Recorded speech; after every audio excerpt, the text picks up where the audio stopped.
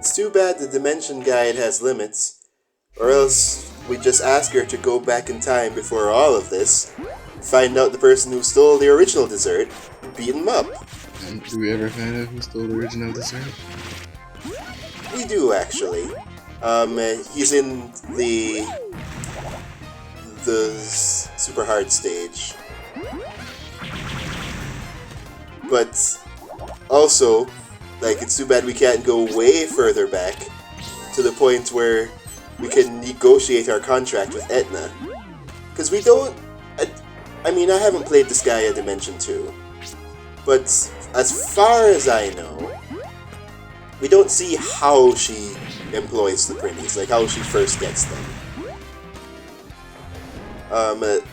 And it's unlikely that people will go to her, considering the reputation. We technically, in Disgaea 4, we see where Prinnies get sent to as they're made in the factory. Well, the suits are made in the factory and the souls are put in them. Where they're trained, it turns out the whole dude thing is that something they're trained to do. I mean, I have Disgaea 4, but I haven't played it yet, because I'm still stuck on trying to do the super boss of Disgaea 5. Well, I haven't actually gotten to that in a while, but I digress. The point is that we don't, as far as I know, just like there's no explicit reason as to why they're trained to say dude. They just are. They're trained to say dude because it's annoying. Yes. And they want to be seen. They want them to be seen as annoying. I can see that working, except no one ever says to stop saying dude, or that it's an annoying thing in universe. So the only thing that comes close, as far as I remember, and this is again assuming that they're not in the Disgaea games that I haven't obtained yet. It would be, what is it? Oh yeah, the Disgaea anime, where they have to infiltrate Prinny Land. And so they have to dress up in Prinny suits to fool them. Yeah. Man, I so wish that, like a lot of things, Disgaea 2 got the anime that it deserved. Because you see all the cool stuff in the anime openings that they put at the beginning of each game. You're just like, yeah, I'd want to see a full version of this. But we only got the first one. Nuts! I hate that jump! I hate that jump. It's literally the second to last jump you have to do. Oh my gosh, the capture thing cannot handle this level well. And originally, this would be the part if I were younger, and I was gonna say less experienced, which is technically right, but also irrelevant. I'd be like, oh, time to re-record this entire thing. Yeah, no. It's not so bad. Yeah, I agree. Also, this is a weird time to say it, but I do like the background of the city with the magma and stuff. We've commented on it before. Alright, I keep forgetting to remind you. No, I was looking at it from earlier. It was just, I didn't have much to say other than I liked it. I see. I do like how once night comes, you have to descend into the lava flow. Is he asleep? I think he's asleep, dude. Slow. So slow. You know, with the inevitable tripping, it just makes me look at characters that are super clumsy, and be like, it's for people who have actual like flaws, but in some stories that they're just like, oh man, it's hard to deal with this person. the clumsy characters seem to always get away with it. What do you mean by that? Like, sure, technically it's not their fault, but, like, I'm playing through Fire Emblem Fates right now, and the clumsy maid Felicia constantly drops tea on people, and that's a hot drink. Yeah, that's the And kind of thing that could you'd get think- you sued. Yeah, and you'd think that, you know, more people would be really pissed at that. Like, of course they're trying to be nice to her, but considering their attitudes to other people sometimes, I think the actual physical issues that come with this would probably get people more angry. Yeah.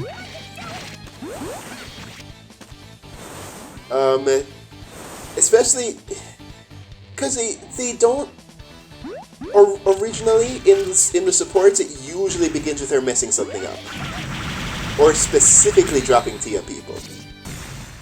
And it's stated that despite of how much she wants to be a mate, she's actually her clumsiness is not shown in battle because she's good at battling, just not at mate stuff. And one of the supports, I think it was Silas, actually centers as to why is because in battle, like, you have to focus or you and your comrades will die, and that extra pressure is actually what makes her do well. Yeah, I mean, that reminds me of Leverage, where the main grifter is a woman who loves acting, but she's completely terrible at it.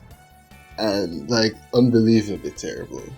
But at the same time, she disappears into a role when it's about scamming someone. And so she's the best grifter in the world, who you put in front of a stage to act out Shakespeare, and she's awful. And that's just cool. Yeah, I mean, I like that they gave a psychological reason other than lol clumsy. Especially considering, well, the problem with Fates,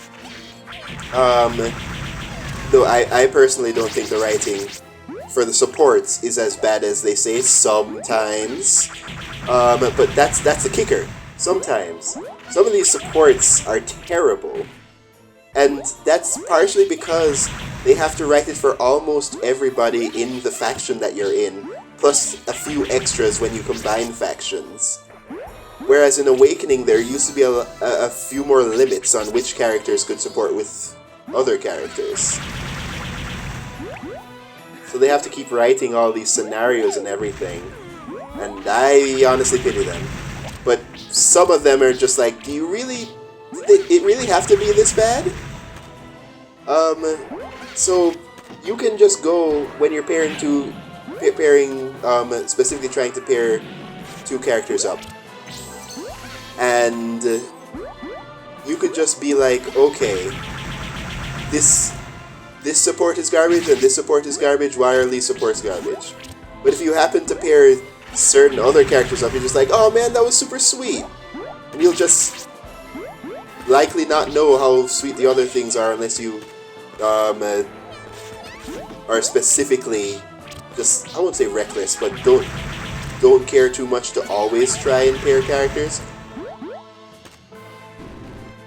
which will happen a lot more in, you know, non-casual mode playthroughs, because, you know, mistakes will actually make characters permanent. But the point is that, like, there's this character who I love, and I'm saying love in both I appreciate her character and I married her in-game. Baruka, who is the standard Kudere, but she's an assassin, and there's a reason as to why she doesn't think much of her emotions, etc. You know, that kind. The thing is that in other supports, they deal with her emotions or her sociability or her the fact that she doesn't have hobbies because she finds them a waste of time, etc. And you see a sort of progression. But the thing they wrote for the main character is the main character is interested in learning more about Baruka. She's like, that's weird. I'm a cold-blooded killer. Please leave. Second support. Main character wants to talk to Baruka again. Said that's still weird. People constantly say I'm a monster and everything, and they're right. So again, please leave. And then the next support is like, you're still here for some odd reason. You say we're allies and everything, and that's nice and all, but again, still not exactly the person you want around as that type of relationship, because I killed my own mentor, etc. And then suddenly the S support, where the main character goes back to her, is like, alright, I guess this is I just have to be used to this now. And then he says, and I'm going to try and get this to as verbatim a statement as possible. He says to her, let me just cut to the chase. I want to start a family with you. Right. And I just have to look at this and be like, who thought this was okay? There was no progression. She only barely started actually acknowledging that it's okay to talk to her. What? Yeah, it's... I guess maybe they want to imply they're under the surface or something, or... But you have to work, you have to be good at weaving things up to implication. It just seems like missing story. I mean, it's because other things actually... Supports are not just for the sake of you need to get these characters together, especially since some characters will just end in A supports. The real situation, or at least the standard of it rather, is C supports, your acquaintances, and you might be somewhat friends, but you might have grievances with each other. B, you learn to deal with those grievances, or you become just friends with solidarity. A, you learn to work with each other well, or reconcile with any issues before, or you become best friends. And then S is start dating. But the problem is that usually it's framed in the sense of marriage and not dating. Because a lot of these things, a lot of S supports start with proposals. And I get it, like, this is medieval-ish times. It sort of works because of that kind of setting. But at the same time, it's like,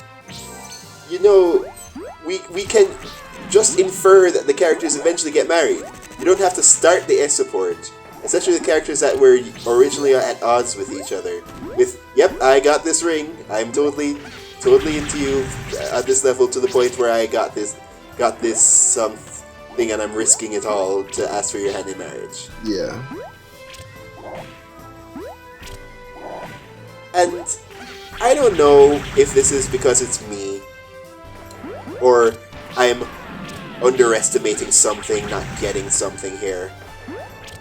But like, even if you get tired of writing supports for characters that are just like, I don't know how to make this work, there's still better ways of doing it than not any sort of progression, because there's a lot of implied things that you can do between supports. There's one support I have where characters become friends and everything, but I think it's between the B and A support. They say that he's been following her around and keeps appearing where she is. And he talks about how he just seems to be doing that. And of course you could read that a certain way, but I don't. The point is that establishes that something happened between supports. It's super easy to do that, considering how many scenarios there are that you can make. So I generally do not see the problem to get to the point of something that bad as what I just said to you with the whole I'm gonna cut the status chase, I want to start a family. Yeah. Because I feel that that's the worst thing.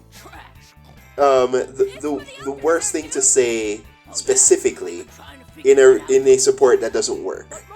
Because it's either I want to be with you, I want to marry you, or I want to start a family with you. And family just already implies that yeah, we want to bang. Just like what? Just I don't get it. I don't get it. And it sucks because the character, when I see the other supports, she's still pretty good. There are still some that are not good because of the aforementioned after rights of support for practically everybody problem. But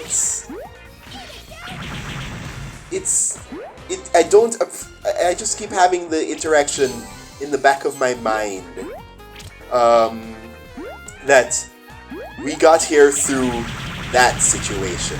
And that just sort of sours things. That is, well, I posted it on Reddit, and a lot of people, that post actually got a lot of attention. I'm very happy about that.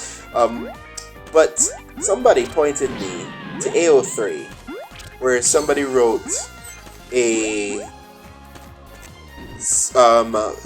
basically an extended version, a really big extended version of that support that involves a lot of other characters too. Because that's another weakness of the supports, they only ever show 2 characters. I think only in very specific exceptions do other character portraits even show up. So you can't get inferences from other people, but in this text form you can. And I read a person's a rendition of the support with Maruka, and it was beautiful. Like A plus writing. I'm not even saying it in the sense of oh yeah, this is exactly what I would write or anything like that. It's just more like this totally works. I see this happening entirely, and even the flowery prose that a lot of these fanfic writers get lost in. It also works. They just made everything work. It's beautiful. And now I've just basically transposed the other support in my mind with that one. Not just because it's written that well, but because part of the reason why you have this sort of situation is that you imprint on certain characters in terms of your personality when you have just not exactly a blank slate, but somebody that's akin to you that sort of changes throughout the story based around what you decide to do. Not a lot of that is in Fire Emblem in terms of actual change, but supports imply that who you decide to shack up with or spend too much time with sort of influence your personality a bit. Yeah. But what was that? Yeah, I'm just saying that makes sense. So the thing is that I, as a character, I as a person who was imprinting on this character, was just like, yeah, I'd probably like Baruka in this situation. And the support, as I read it, was basically when I thought of the next line that I would say as that character, they wrote it almost verbatim. And that kept happening. It's like I'm actually there. Yeah, so good. Someone definitely gets the character. That makes sense. It's amazing. So it's just of course I feel that that's a diamond in the rough because I immediately went to the next Fire Emblem thing, and it was terrible. Yeah, well, I No time to be that wasting sounds here about right. until I face him. I swear, like, Farewell, people do jerk-offs. not call each other baby in this setting. They don't. Stop making them say that. Yeah, a lot of people when they do stuff like that. I mean, there's some value in going in your completely in your direction, but I do feel like there is also value in trying to get some aesthetic similarity to the world you're writing in.